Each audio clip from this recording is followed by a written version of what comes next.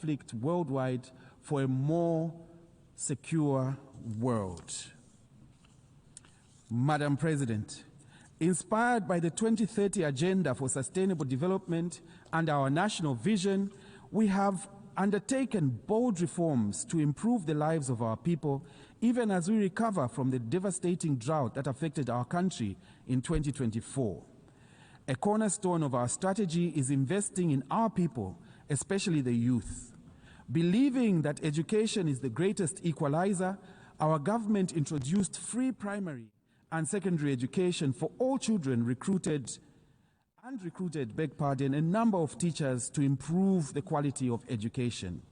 We further recognize that a healthy population underpins productivity and inclusive growth. Zambia therefore remains steadfast in its pursuit of health for all, by building resilience, equitable and accessible health systems. We are expanding infrastructure, providing essential supplies, and deploying thousands of health workers to underserved areas, among other interventions. While we recognize the changing landscape in official development assistance, we call on development partners to continue their efforts to support HIV/AIDS programs, especially with antiretroviral therapy, so that countries such as Zambia that have made progress in the fight against HIV do not regress on account of funding constraints. We therefore look forward to upcoming World Social Summit in Qatar that will accord us an opportunity to engage on key social development issues and advance social progress, ensuring that no one is left behind in the global sustainable development journey. We urge all member states and development partners to prioritize health spending as a strategic investment, because human capital is the greatest asset of any nation. Madam President, to protect the most vulnerable, Zambia has scaled up safety nets. Our social cash transfer program now reaches over 6.5% households. This and other complementary initiatives such as food security packs and skills training has been crucial in cushioning families from shocks and lifting communities out of extreme poverty. Madam President, we believe that empowering women is more than just a moral duty. When women thrive, families prosper and nations advance. We therefore place women and youth at the center of our transformation through affirmative measures that enhance women's participation in decision-making and protect their careers and families. We continue to lead efforts to eliminate gender-based violence and child marriage through strengthening laws and community awareness programs. We call on the international community to redouble efforts towards gender equality, especially as we commemorate the 30th anniversary of the Women's Conference and Beijing Program of Action. Madam President, Zambia's economy, like many other developing countries, has endured turbulent times in recent years. Upon assuming office, our government's highest priority was to restore macroeconomic stability, which we are steadily delivering. We implemented difficult but necessary reforms to restructure our public debt in order to create fiscal space. This debt restructuring, alongside our ongoing IMF-supported program, has put Zambia firmly on a path to debt sustainability and renewed investor confidence. However, stabilizing the economy is only the first step. We equally focused on reigniting growth and economic transformation through diversification. Madam President, the existential threat of climate change looms over all our aspirations. Despite our minimal contribution to global emissions, many developing countries often experience increased frequency of climate shocks, such as droughts and destructive floods. In this regard, we look ahead with a hope to the upcoming COP30 in Brazil, which will mark the 10th anniversary of the Paris Agreement. This milestone conference must be a turning point from promises to action. Zambia has submitted its revised National Determined Contribution, NDC 3.0, and we therefore encourage other countries to do the same with enhanced ambition to be within the reach of the 1.5 degrees Celsius goal. We must act now to limit global warming and to adapt to its effects. Let us summon the political will for bold action that safeguards the planet for future generations. Madam President, 5 years to the year 2030, only 17% of SDGs are on track. We also note that several developing countries remain fiscally constrained in directing sufficient resources towards SDGs on account of increasing debt burdens, highlighting the need to strengthen mechanisms for resolving debt crises. Against this backdrop, Zambia was privileged to have co-facilitated the outcome document of the 4th International Conference on Financing for Development, which unanimously adopted the Seville Commitment. This outcome has renewed global consensus to close the $4 trillion annual SDG financing gap. It is now time to move from commitments to action. We call on all nations, development banks, and the private sector to align their policies and investments with the SDGs.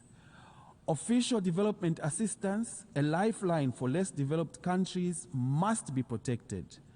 There is need to scale up domestic resource mobilization, embracing innovative financing mechanisms, tackling illicit financial flows, and promoting private sector involvement. Madam President, for too long, the current international financial architecture has perpetuated structural inequalities, particularly for developing countries. The post-war institutions designed to promote global economic stability and growth no longer reflect today's geopolitical and economic realities. Many African countries continue to bear the weight of unsustainable debt, limited access to concessional financing, and the effects of global shocks beyond their control, from climate change to pandemics and global conflicts. We therefore welcome the commitments from various stakeholders for comprehensive reform of the global financial system. This reform should include governance reform of global financial institutions to strengthen representation of developing countries in international economic decision-making. Zambia further welcomes initiatives such as the Borrowers Forum to ensure fair and timely resolution of debt. Madam President, Zambia is both a least developed country, LDC, and a landlocked, or as we prefer, land-linked developing country, an LLDC. These two categories of countries face unique structural challenges. In July 2025, Zambia was privileged to host the LDC Future Forum in Lusaka, whose insights on building resilience to shocks and the need for innovation to address challenges were empowering. During the conference, our Republican President, Mr. Hakainde Hichilema, underscored the need for LDCs to build resilience by being more proactive and self-reliant. As a landlocked country, Zambia welcomes the Awaza Program of Action, which prioritizes structural transformation, trade facilitation, regional connectivity, resilience, and ICT infrastructure, which reflect our own priorities. We also welcome the Awaza's call for innovative financing. Landlocked need not mean isolated and encased. I repeat, Madam President, landlocked need not mean isolated and encased. As our President fondly states, LLDCs can become land-linked rather than landlocked, and we in Zambia are committed to making this vision a reality. Allow me to appeal, Madam President, that even as we reform the office of the High Representative for landlocked, for less developed countries, landlocked countries, and SIDS must be maintained. It is of imperative importance. Madam President, the theme of this session, Better Together, also compels us to reflect on the United Nations' readiness to address today's complex challenges. The Security Council's current composition and working methods reflect a bygone era and are overdue for reform.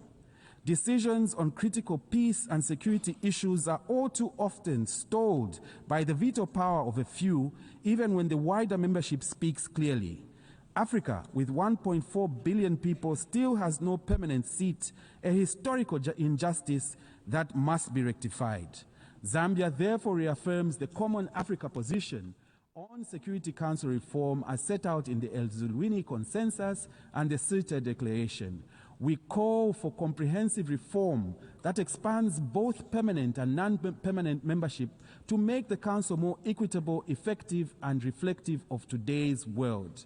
Madam President, Excellencies, 80 years ago, the world emerged from war with a promise to never again allow division and destruction to define our collective future. That promise is being tested today.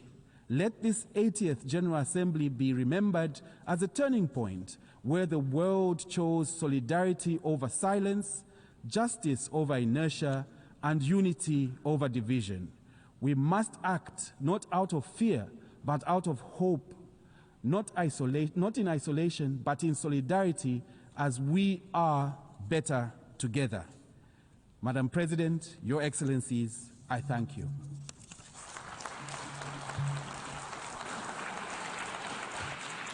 I thank the Minister for Foreign Affairs and International Cooperation of Zambia.